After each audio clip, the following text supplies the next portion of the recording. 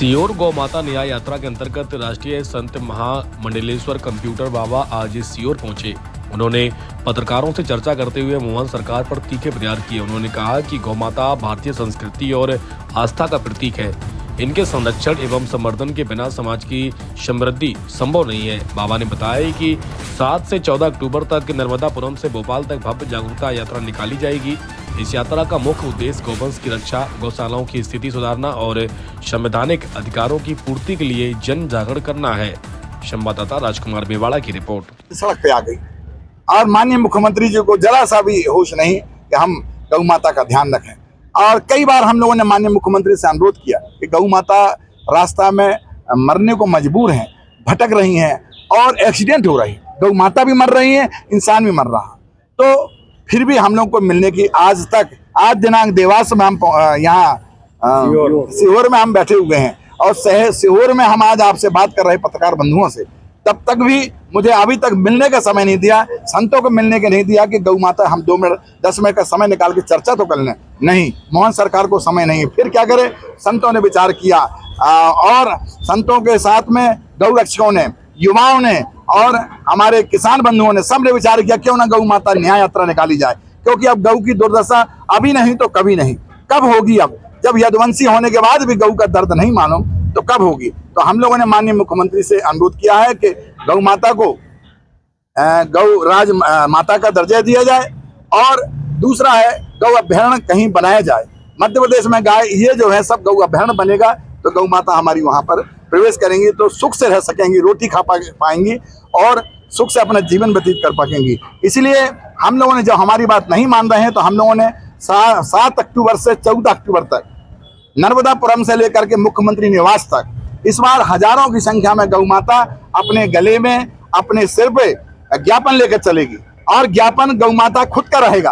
केवल हम साधु संत, युवा और किसान बंधु सब उनके साथ चलेंगे। मेरे पास हजारों की संख्या में किसानों की संख्या भी आ गई है और हर जिले से किसान पहुंच रहे हैं।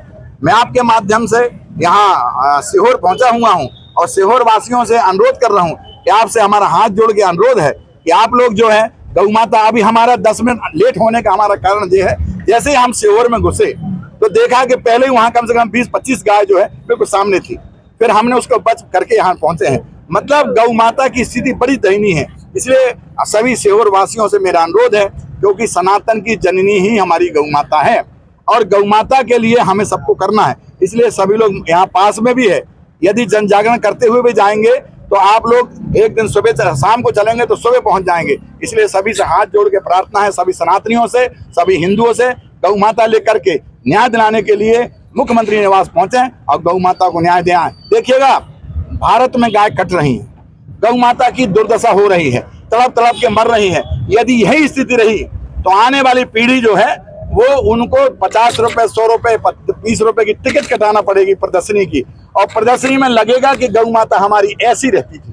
क्योंकि जब गौ माता रहेगी नहीं तो आने वाली पीढ़ी क्या जानेगी गौ माता क्या है। इसलिए मेरा माननीय मुख्यमंत्री जी से अनुरोध है कि मोहन को भले गौ माता की याद नहीं है पर गौ माता को मोहन की याद है। इसलिए सारी गौ माता अब मोहन से मिलने के लिए मुख्यमंत्री निवास जा रही हैं, अपना न्याय मांगने, ज्ञापन लेकर के। इसके बाद भी नहीं मानेंगे तो गौ माता मुख्यमंत्री निवास में रहेंगे। मध्य प्रदेश सरकार ने वो मांस टैक्स फ्री कर दिया है मध्य प्रदेश में, क्या बिल्कुल सही है। ये परसों ही हमने कल पेपर में जब पढ़ा तो यही हमारा कहना है कि देखिएगा, उल्टा अब आप और फ्री हो गया है।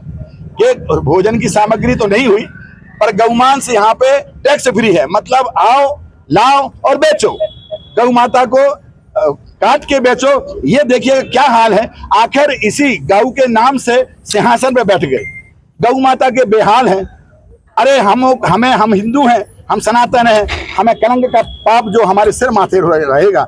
इसलिए मेरा बार बार माननीय मुख्यमंत्री से अनुरोध है, हमारी बात सुन ले, हमारी बात सुन ले, नहीं तो साधु संत आक्रोश में है। और अब आपसे अनुरोध है कि अभी नहीं तो कभी नहीं, यदि अब नहीं होगा तो कभी नहीं होगा। इसलिए पूरा किसान बंधु भी परेशान है कि कोई भी गौ माता के प्रति कोई ध्यान नहीं दे रहा। इसलिए सारे लोग हजारों की संख्या में अब गौ माता की यात्रा में शामिल होंगे और गौ माता को न्याय दिलाने के सभी आगे बढ़ेंगे। भारत देश में सरकार के समानांतर धर्माचार्यों की बहुत बड़ी फौज है जिनके पास अरबों खरबों संपत्ति है। क्या उनको भी जागृत करेंगे? उनका पैसा गौ माता का देखिए, पहले सरकार तो बताए, सरकार योजना जो है गौ माता के लिए कोई योजना नहीं है, क्योंकि वो वोट नहीं देती। यदि वोट देती तो जरूर उसकी योजना आती। अरे मध्य प्रदेश की सरकार, यदुवंशी सरकार कोई तो योजना लाए, तो आगे बहुत सारे लोग गौ माता के लिए दान देने के तैयार है। संतों से भी आग्रह करेंगे आप?